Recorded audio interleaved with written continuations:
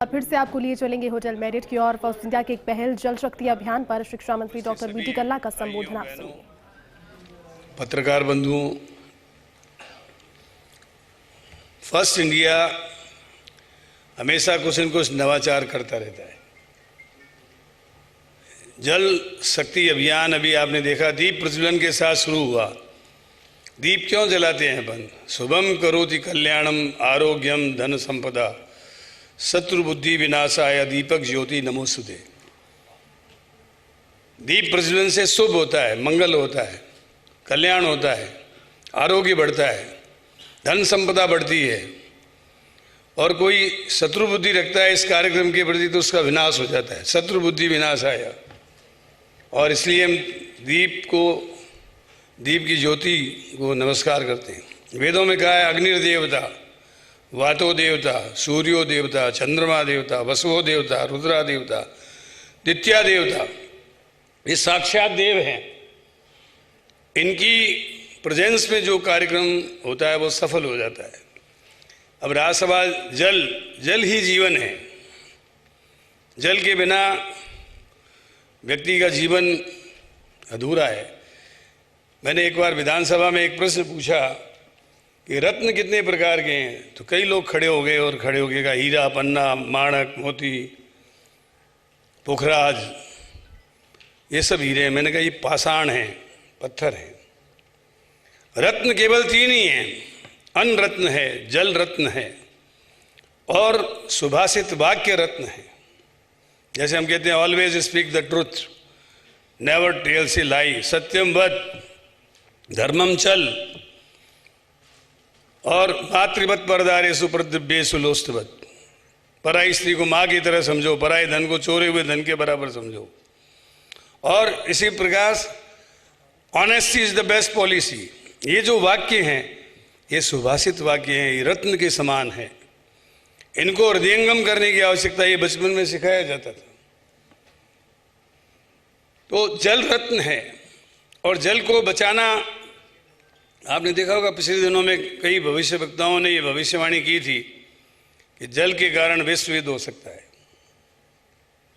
और जल जो है वो कितना उपयोगी है हम डेजर्ट में रहने वाले लोग अच्छी तरीके से जानते हैं। मुझे याद है कि हम गांव में जाते थे तो लोग कहते थे आप दूध पी लो, घी पी लो, पानी मत मांगो। पानी को बड़ा सहेज कर रखते थे। और मुझे तो याद है कि हम लोग बचपन में छोटे थे तो लोहे की परात में नहाते थे और लोहे की परात में नहाने के बाद उसमें कपड़े धुलते थे और कपड़े धुलने के बाद घर की सफाई होती थी और उसके बाद पानी बचता था, उससे घर के आगे नाली की सफाई होती थी।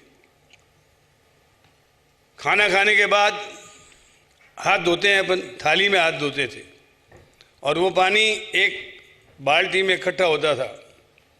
संयुक्त परिवार होते थे, 20-25 लोग, चाचा ताऊओं के इनके सब होते थे, तो बाल्टी भर जाती थी, वो गायों की कुंडी में जाती थी और वहाँ पे गली के जो हमारे हैं गाय है, किसी के यहाँ मान लो बकरी है, तो कहीं कोई गली के डॉग्स हैं, वो सब पानी पीते थे। एक एक बूंद का सांगोपांग सदुपयोग होता था। लेकिन आजकल क्या है, एक आदमी कुल्ला करेगा, मंजन करेगा, टोंटी चल रही है और पानी जो है बह रहा है। 10 गिलास बेकार कर देगा, 1 गिलास उसके काम आएगी। क्यों नहीं हम पानी के बचत की शुरुआत करें? और शुरुआत घर से होगी। आप एक लोटे में, 1 गिलास में पानी लेकर मंजन करें। कोई ज़रूरी है कि आपकी टोंटी चलती रहेगी? लोग नहाने में 15-15, 20-20 बाल्टियाँ शॉवर में बैठ के नहाते हैं। आप एक बाल्टी से भी नहा सकते हैं। लेकिन इसके लिए हमको घर में बचत शुरू करनी होगी। जब तक हम घर में सब लोग मिलकर के नहीं सोचेंगे कि हमको किस तरह से पानी की बचत करनी है। अभी मीना साहब जल संरक्षण की बात कर रहे थे, वो भी बहुत ज़रूरी है।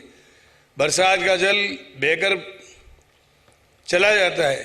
हर घर में जल संरक्षण के उपाय किए जाने चाहिए। मैं जगदीश चंद्र जी बताना चाहता हूँ, हमारा आज भी पुराना घर जो कल्लों की गली में बीकानेर में है, वहाँ 25 आदमी साल भर तक नहा सकते हैं।